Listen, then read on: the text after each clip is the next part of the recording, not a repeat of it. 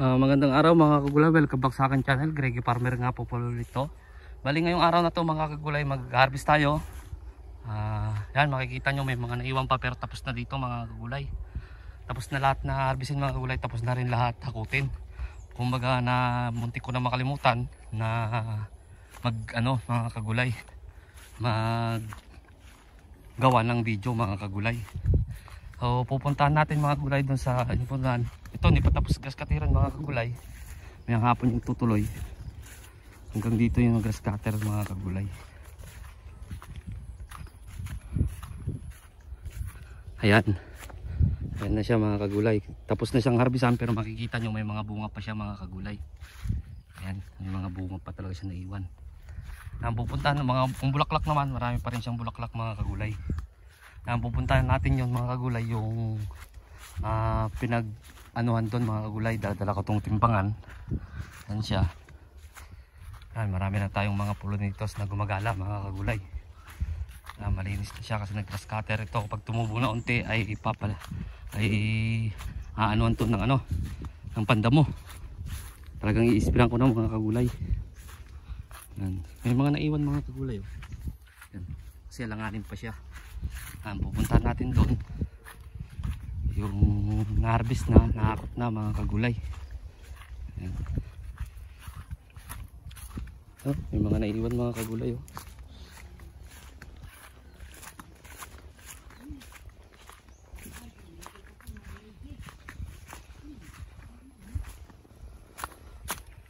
Ayan na yung nahakot mga kagulay. Nakaumabot to ngayon ng mga 700 siguro mga kagulay yan. Pipilian na nila mga kagulay. Ayan. Ayan siya. So karton na lang yung paglalagyan mga kagulay. Gawa ng hindi dito i-deliver sa amin. Ayan yung karton. Ang karga niyang karton mga 50 to 60. Kaya isang karga ng karton mga kagulay. Ayan siya. Ayan.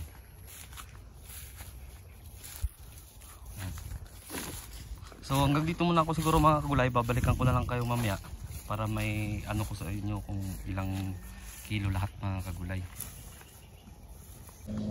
Yun nga mga kagulay.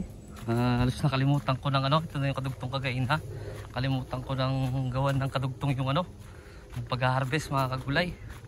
Bali naghahakot na nga mga kagulay. Meron na nahakot doon. Dito na lang ako magano kasi maraming tao doon mga kagulay. Pang inaano doon.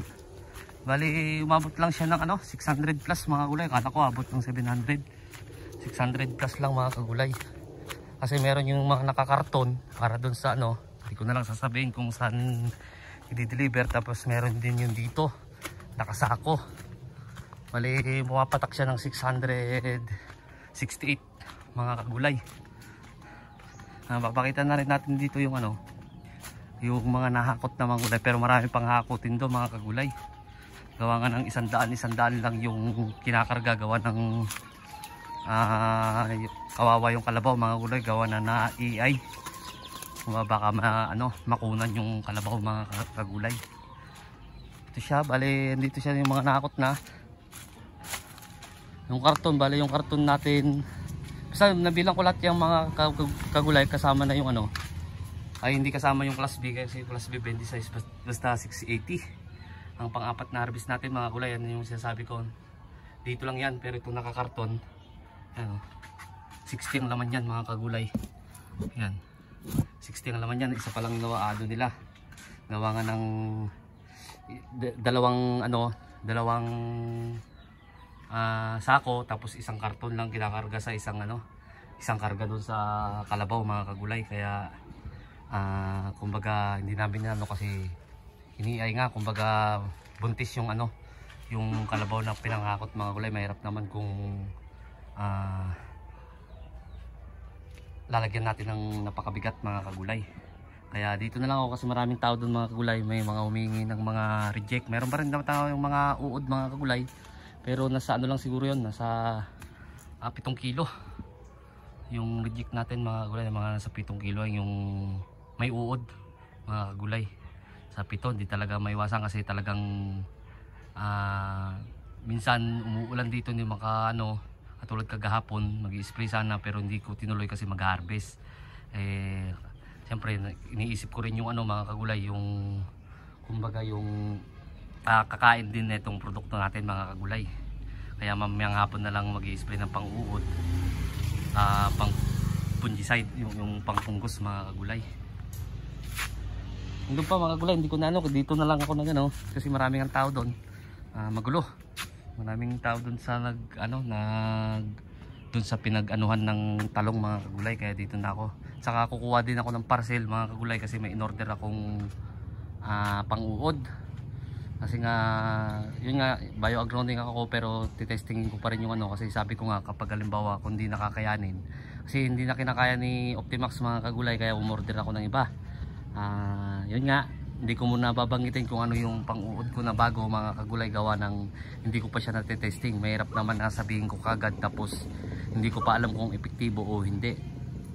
Baka sabihin na naman ng iba, gagayahin kagad, hindi pa naman magagamitin ko muna siya, yung parcel, yung in-order ko na pang-uod, bago ko igagawan ulit ng vlog mga kagulay kung epektibo pa siya. Pero kung epektibo siya, gagawan ko siya mga kagulay.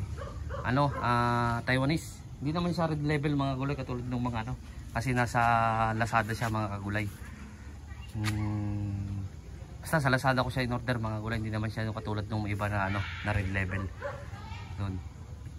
Siguro hanggang dito na lang ako mga kagulay. Kumbaga sa abang-abang na lang sa susunod na ko doon sa ampalaya ko.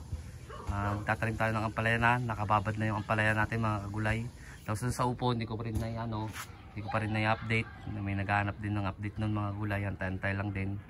Gawa nga ng busy talaga dito sa farm.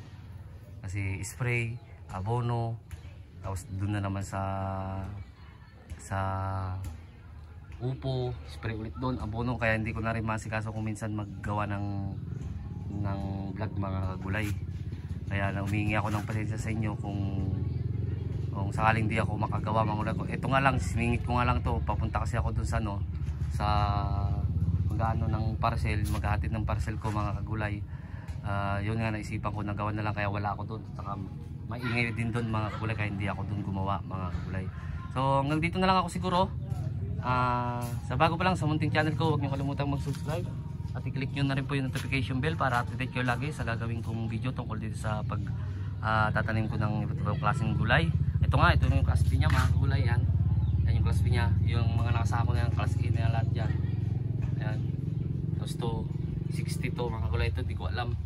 Basta tinimbang namin yan ng 200 tapos sinako lang sinako.